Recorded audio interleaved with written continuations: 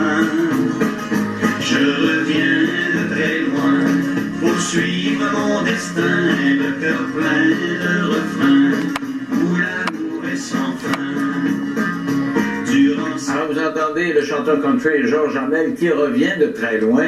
C'est le titre d'une chanson tirée de son précédent album qui avait été composé parce qu'il a appris en 2009 qu'il avait le cancer, un cancer assez sévère de la moelle osseuse, et il lutte contre ce cancer-là depuis ce temps-là, et ça ne l'a pas empêché de faire des albums, et il vient d'en produire un nouveau dont il vient de nous parler. Bonjour, M. Hamel. Bonsoir. Alors dites-moi, c'est pas la garde, vous êtes en plein traitement, là, je pense. Encore en traitement de chimio. Ils vous ont donné des capsules avant d'entrer en ondes ou comment ça?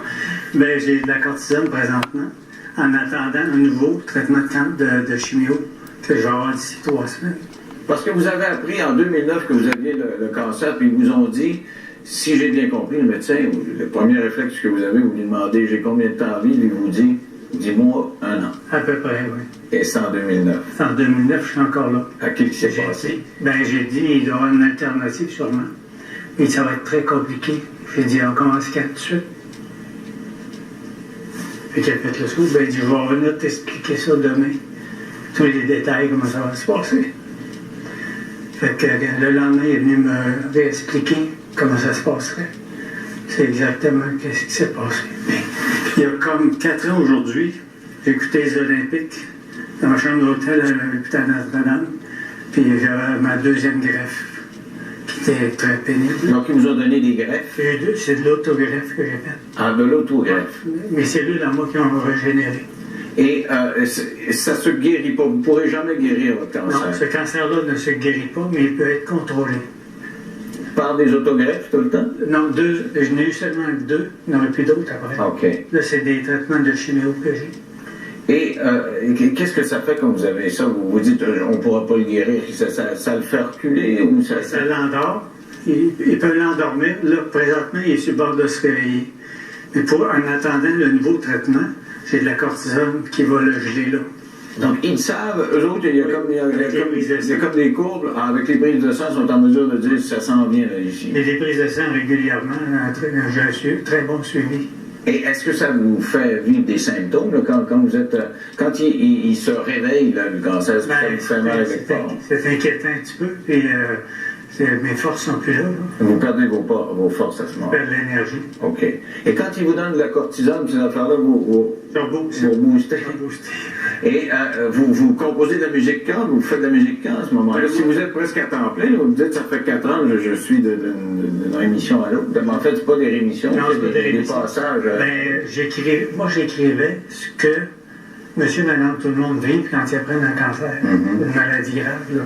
Puis je me mets dans la peau, puis c'est comme ça que j'ai réussi à écrire ces chansons-là. J'ai écrit plus de 25 chansons durant la convalescence. Et il paraît que vous avez dealé avec le bon Dieu. Racontez-moi, parce que ça a été une bouée. Les médecins vous donnent 1 an, puis ça fait 4 ans, puis là, vous êtes prêts encore. Les chansons sont écrites sur la feuille. Là. Un soir, j'ai dit au bon Dieu, j'ai dit, si tu veux que j'efface, laisse-moi vivre. Sinon, je déchire tout ça. J'ai encore des beaux messages à présenter au public. Donc, le deal que vous avez avec le bon Dieu, c'est que tu me donnes l'inspiration, je compose, mais tu me laisses le temps pour aller chanter. C'est moi, il faut qu'il chante, là. Il ne faudrait pas chanter par n'importe qui, c'est moi qui vais les chanter, ces chansons-là. Donc, vous priez? Oui. Je suis très croyant. Je sais que je vais m'en sortir. Mais vous êtes m'en sortir. Vous m'avez dit au début, ils m'ont dit que ça ne guérirait pas. Non, ça ne guérira pas, mais le cancer va s'endormir et je vais pouvoir faire une vie normale. Vous voyez vivre encore longtemps? Oui.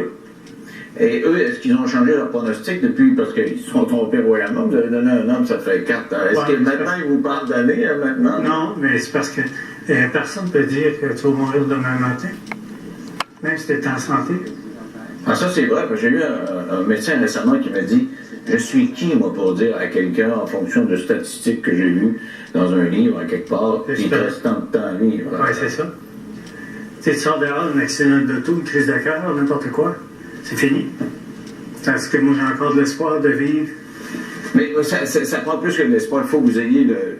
C'est soyez animé de l'énergie du combat, parce que la chimiothérapie, c'est dur, ça. C'est très dur physiquement. Puis, tu sais, chaque fois que j'ai mon nouveau traitement, puis les médecins que j'ai, je les ai en confiance aussi. J'ai beaucoup confiance en eux autres. Vous êtes devenus des proches, oui. Vous les connaissez? Oui. Et quand vous dites je leur fais confiance, qu'est-ce que vous voulez dire? Vous feriez tout ce qu'ils vous demandent de faire? Moi, j'ai dit au médecin, tu vas me dire, tu vas aller là dans le coin, je vais aller. Fait que je le fais sourire, on va faire n'importe quoi. Et là, vous composez de la musique quand même, vous faites des chansons. Ça va être difficile de ne pas penser à autre chose que la vie puis la mort tout le temps. Ben, un jour ou l'autre, on est à côté au pied du mur, puis la vie continue, la mort aussi va venir. Hein? Pas n'importe qui. Donc, vous n'y pensez pas tous les jours? La mort, j'y pense toujours, mais j'essaie de m'évader de ça. Là, vous lancez un nouvel album. Et nous, quand on pense à country, maintenant on pense à Paul Darèche qui a eu le succès des dernières années. C'est lui qui a vendu le plus de disques et ça a été phénoménal. Espérez-vous au même succès que lui. Sortir de l'ombre parce que dans le country, c'est une espèce de monde souterrain, mais vous pouvez des méga stars, mais on ne voit pas, on n'entend pas, puis on est pouf. Darèche sort, puis ça marche au fond de vous. Espérez-vous à ça? Si j'aspire à ça, c'est le public qui va décider. J'ai sorti cet album-là, c'est avec Tandem, qui m'ont proposé des duos. Oui, c'est ça un peu le concept de Darèche dont je parlais tantôt. Et il y a plusieurs générations là, dans les duos. Là. Ça va des jeunes, là, Annie Blanchard à Michel Louvain. Michel Louvain, puis encore plus vieux que ça, Paulo Noël. Paulo Noël. Puis Brigitte Bourgeois. Donc, c'est des gens que vous avez convaincus vous-même de chanter sur l'album, que vous connaissiez déjà? Je connaissais beaucoup, puis j'ai eu de l'aide aussi de Tandem pour faire la série d'artistes et de chansons. Moi, j'ai choisi les chansons. J'en ai proposé. Ça a très bien marché. Si vous voulez, j'aimerais ça en écouter un petit bout, disons avec Michel Louvain, je ne sais pas si le réalisateur Python pas loin de Michel Louvain, là. On paye sur le Python, on écoute Michel Louvain un petit peu.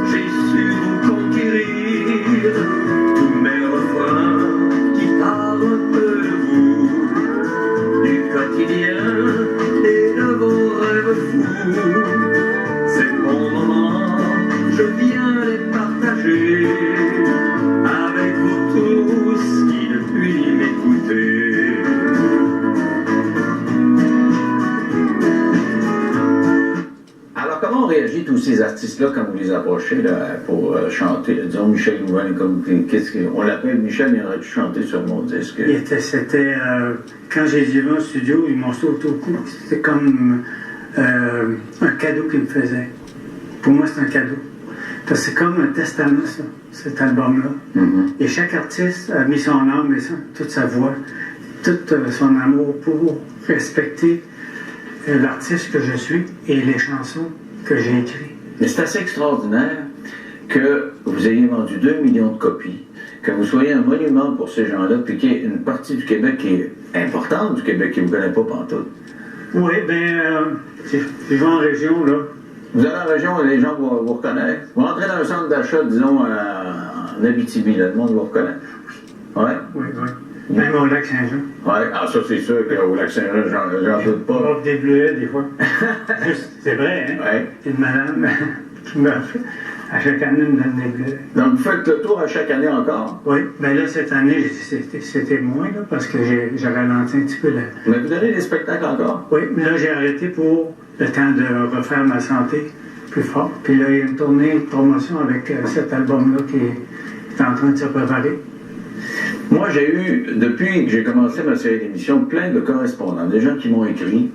Comment ça se fait que M. Hamel n'a jamais été chez vous? Comment ça se fait qu'on n'en parle pas? Vous avez des fans, là, fini. Là. Ils veulent qu'on parle de vous. Là, puis, c'est la première fois que je vous reçois. Là, puis, bon. Et ils vont être contents parce que ça fait longtemps qu'ils écrivent. Écoutez ça. Mais comment ça se fait que vos fans, vous avez des fans aussi solides là, que je ne sais pas, moi, les Beatles? C'est parce que les chansons que j'écris, que je leur chante la vie. Tu sais, la madame est dans sa maison, puis elle fait ses tartes, elle fait son tricotage, puis elle écoute ça. Tu sais, il rappelle son enfance, sa jeunesse, puis tout ce qui vient. Puis quand ils ont des moments difficiles, ben ils écoutent les disques, puis... C'est devenu comme un chum de plein de monde, c'est ça. Plein. C'est ça qui arrive. Quand on a quelqu'un qu'on apprécie... Même dans les hôpitaux, l'enfance terminale viennent chercher mes disques pour les faire tourner. C'est sûr que les derniers, où vous parlez carrément de difficultés de vie, vous abordez la thème de la mort. Chaque chanson, même dans mes premières, tu sais, ça leur rappelle de bons souvenirs, ces gens-là. Fait qu'ils écoutent ça. Est-ce que vous me dites c'est un testament, là. Je comprends que vous vous battez pour survivre, mais est-ce que vous pensez que ça pourrait être votre dernier? Non. Non? Non, mais j'ai d'autres projets. Vous avez toujours des projets? Toujours des projets. C'est ça qui tient en vie. J'ai plus de 60 chansons qui sont prêtes à sortir. Est-ce que c'est à cause de ça que vous avez défié les pronostics des médecins? Ben, tu sais, je voulais me battre. Puis le médecin, quand il me dit mon cancer était très avancé, je suis tombé en phase 4. Moi, phase 4, je ne savais pas c'était quoi. Il dit 1, 2, 3, 4. C'est quoi ça? Tu t'en vas chez vous. Fais tes sandwichs, là. Fait que j'ai dit, il doit y avoir une alternative sûrement. Fait que, il dit, ouais, mais ça va être compliqué. Et ça va se battre. Puis tout de suite, la chimio, donne-moi là-dessus. Je vais en prendre. Je peux pas souffrir plus que j'ai souffert durant 3 mois. Et j'étais, quand c'est arrivé le 1er mars 2009, puis aller au 27 avril, je dormais assis dans mon réservoir tous les jours. Je la fermais chaud pareil. Quand même? Oui. Aïe, aïe. Mais j'ai une psychologue il n'y a pas longtemps qui me parlait de positivisme. C'est parce que vous n'avez pas voulu laisser tomber la serviette. Là. Vous avez vu le positif tout le temps. Tout le temps. J'avais l'espoir de m'en sortir. Vous pensez que c'est vraiment ça? Parce qu'il y a des gens qui disent, qui dénoncent cette psychologue-là, qui disent ah, mais on ne peut pas avec le cancer, juste avec la saine pensée positive, avoir un effet sur le cancer. On peut se guérir. Moi, malheureusement, mon cancer ne se guérit pas. Mais il peut se contrôler. Puis c'est ça qu'on cherche à faire, puis on va le réussir. Et vous espérez le contrôler encore de nombreuses années. Vous voyez encore dans 5, 10, 15 ans? Moi, je me donne encore 15 ans, certain. Vous êtes optimiste? Il faut être optimiste dans la vie. Et là, vous avez enregistré avec un tas d'autres mondes. Et si votre grand fantasme, ce serait avec qui? Là, vous en avez fait 13. Ce serait avec qui? Là? Si vous donnez n'importe qui, avec qui vous pourriez chanter? Là? Nana Mouskouri. Nana Mouskouri. J'adorerais. Alors, vous voulez demander, vous recevrez. Oui. Monsieur Dupont-Hébert est là, vous arrangez ça. Nana Mouskouri. C'est votre producteur. Je garantis, Nana Mouskouri, la prochaine fois, vous venez me parler de votre duo avec Nana Mouskouri. Alors, donc, ça s'appelle Georges Hamel, Une fleur pour vous. C'est disponible maintenant. Ce sont des duos avec Annie Blanchard, Laurent Jalbert, René Martel, Brigitte Boisjoli, Marie-Denise Pelletier, Pierre Arsenault, Paolo Noël, Julie Larèche, Amélie Hall, Marie-Chantal Cartier, Chantal Clich et Michel Louvain. Merci. En passant, Pierre Arsenault, c'est mon gendre. Alors, vous donnez notre genre, votre genre. Ben oui. Restez de retour. On va parler de Fort Bois.